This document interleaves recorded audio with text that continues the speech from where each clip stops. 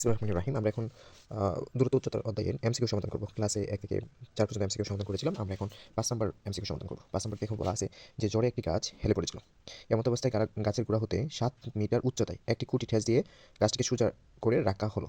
ভূমিস্থ খুঁটিটি স্পর্শ করে অবনতি কোণ 30 ডিগ্রি করলো। খুঁটিটি দৈর্ঘ্য কত? এখন আমরা যদি একটা চিত্র কল্পনা করি, ধরো এটা হচ্ছে একটা গাছ যেটা হেলে গেছিল। এখন এটাকে একটা খুঁটি দেওয়া হলো, এরকম একটা খুঁটি দেওয়া হলো এবং এটা হচ্ছে গোড়া থেকে দূরত্ব।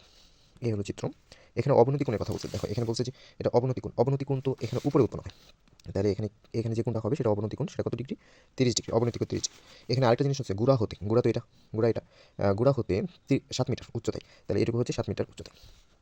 আচ্ছা, তাহলে আমাদের এখানে বলছে যে খুঁটিটি দৈর্ঘ্য কত? তাহলে খুঁটি তো এটা হচ্ছে খুঁটি। তাহলে আমার এটা দৈর্ঘ্য বের করতে হবে। আচ্ছা, তাহলে এটা হচ্ছে ধরো লম্ব আর এটা হচ্ছে অতিভুজ। লম্ব আর অতিভুজ ত্রিভুজ ত্রিকোণমিতির কোন সূত্রটা পাই? লম্ব অতিভুজ। আমরা জানি লম্ব আর অতিভুজের সাথে সম্পর্ক হচ্ছে তোমার sin থিটা। তাহলে সাইন যেহেতু এখানে 30 ডিগ্রি লেখা, তাহলে এখানে সাইন 30 ডিগ্রি লিখি। লিখলে লম্ব, লম্ব মানে হচ্ছে 7 আর অতিভুজ হচ্ছে এটা মান বের করবো। ধরো এটা মানে x ধরে নিলাম, তাহলে x সাইন 30 ডিগ্রি মান হচ্ছে হাফ, তাহলে হবে 7/x।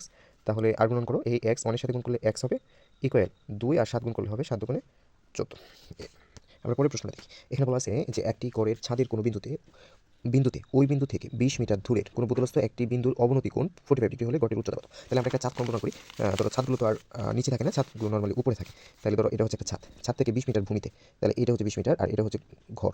হ্যাঁ, এটা হচ্ছে 20 মিটার আর এখানে অবনতি কোণ হচ্ছে 45 ডিগ্রি। তাহলে এখানে একটা কোণ উৎপন্ন করলাম। একইভাবে তুমি খেয়াল করো যে এটা লম্ব, এটাই তো ঘর। হ্যাঁ, ঘরের হচ্ছে এটা ছাদ, ছাদের সাথে 20 মিটার দূরে একটা বোতলস্থ অবনতি কোণ হতো 45 ডিগ্রি। তাহলে এই ছাদটার দৈর্ঘ্য আমাকে বের করতে হবে, মানে উচ্চতা বের করতে হবে। এইচ ধরে নিলাম। তাহলে এটা লম্ব, এটা হচ্ছে কি অতিভুজ। লম্ব বাই অতিভুজ সমান আমি লিখতে পারি sin থিটা। লম্ব বাই অতিভুজ সমান sin থিটা লিখতে পারি। আচ্ছা, তা আমরা এই জিনিসটা তো জানি যে যেটা কোণ দেওয়া হয় তার বিপরীত বাহুটা কি হয়? লম্ব হয়। তাহলে এটা যদি লম্ব হয় তাহলে ভূমিটা কি, লম্বটা কি হয়ে যাবে? ভূমি। তাহলে ভূমি বাই অতিভুজ, ভূমি বাই অতিভুজ সমান আমরা লিখতে পারি cos। ভূমি বাই অতিভুজ সমান cos লিখতে পারি। যেহেতু এখানে 45 ডিগ্রি, তাহলে 45 ডিগ্রি লিখে নিই। ভূমি বাই cos 45 ডিগ্রি। আর এখানে ভূমির মান হচ্ছে h ধরে নিলাম আর এখানে হচ্ছে 20। আমরা জানি cos 45 ডিগ্রি মান হচ্ছে 1/√2 ইকুয়াল h বাই কত? 20। আর গুণ যদি করি তাহলে h √2 এর সাথে গুণ হবে, h √2 গুণ হবে আর 20 একের সাথে গুণ হবে 20 একে 20। আমার যেহেতু এইচ এর মান দরকার, এইচ মানটা আমি রাখি, √2 এর পাশে যা ভাগ হবে। আচ্ছা, এখন যে ভাগ হবে মানে আমার এইচ এর মান আসতেছে 20/√2। কিন্তু তুমি যদি দেখো এখানে যে এখানে কোনো জায়গায় 20/√2 দেওয়া নাই, এখানে হচ্ছে 20√2 এবং 10√2 দেওয়া। এটা গুণ অবস্থায় দেওয়া। আর আমরা যে মানটা বের করছি সেই মানটা ভাগ অবস্থায় আসে। তাহলে আমরা একটু কাজ করতে পারি এটা, যে ধরো আমরা চাইলে এখানে লিখতে পারি যে 20 এর জন্য আমরা লিখতে পারি 2 আর 10, এটা 20 হতে পারে। আচ্ছা, তারপরে √2। এখন এই 2 এর জন্য আমরা কয়টা √2 লিখতে পারি? 2টা √2 লিখতে পারি। ইন্টু হচ্ছে 10 আর নিচে আছে একটা √2 কাটা, তাহলে 10√2 থাকে। তাহলে আমাদের আনসার হচ্ছে, এখান থেকে আনসার হবে কত? 10√2। আর এগুলো তো তোমার ফিনিকালস ক্যালকুলেট দেওয়া, তুমি না করলেও হবে, এগুলো একটু ডিফিকাল্ট করে দেওয়া থাকে। আচ্ছা, তারপরে এখানে দেখো লেখা আছে সূর্যের উন্নতি কোণ 90 ডিগ্রি হলে কোনো দণ্ডের ছায়া দৈর্ঘ্য কত? উন্নতি কোণ বলতেছে 90 ডিগ্রি, তাহলে কোনো দণ্ডের ছায়া দৈর্ঘ্য কত? এটা মুখস্থ, এটা 0 ডিগ্রি হবে। আচ্ছা, আমরা স্কুলেরগুলো না করে বোর্ডেরগুলো করি। বোর্ডেরগুলো আমাদের কাজে লাগবে। স্কুলগুলো একটু ডিফিকাল্ট থাকে, তুমি একটু দেখে নিও যারা পারো এটাকে করার জন্য।